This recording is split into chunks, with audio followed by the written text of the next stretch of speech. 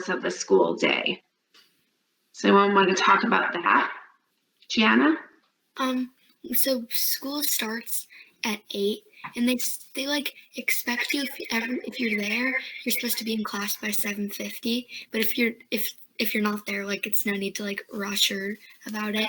There's been a few days my bus has been late, so all you have to do is just get your stuff and go straight to class as soon as possible. And then school ends at 3. And for us, exploratories is their last hour, so we're downstairs. So they let us out like a minute before 3 just so we can get upstairs and get all of our stuff. You remember back to August of last year, did you have to kind of have a little bit of a transition compared to going from elementary school when school started at 9 to now an hour later, and then if you had to take a bus, Andrew?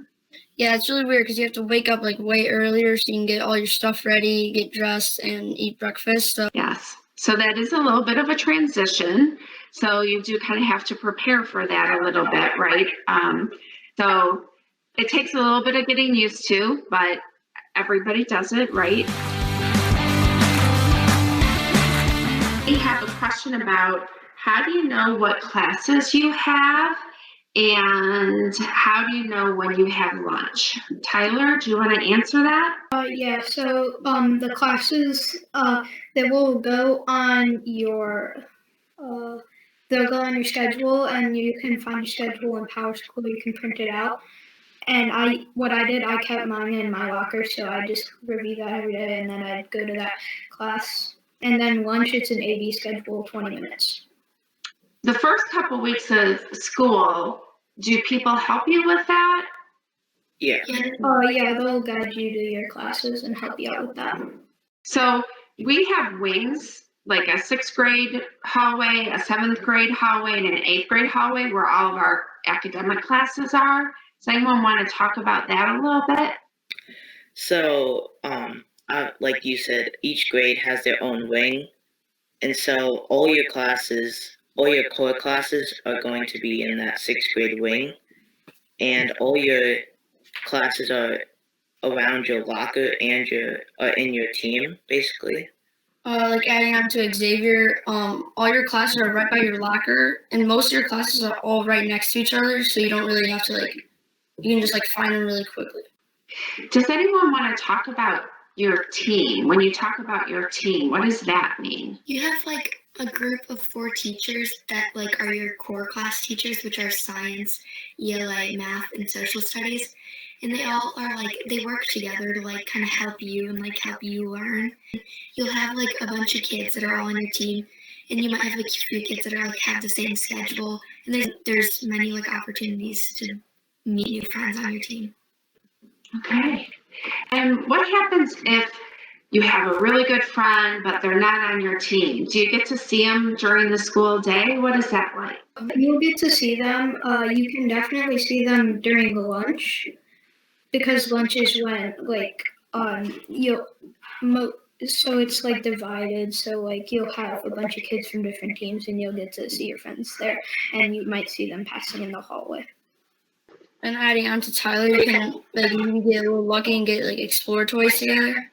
What's the difference between advisory and X time? Usually with advisory, sometimes teachers have works that they want you to complete, and sometimes there's assignments on your team that you have to get done in advisory.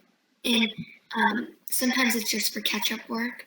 But in X time, it's usually on Fridays, there's a fun Friday where you can usually just play a game and play with people in your X time.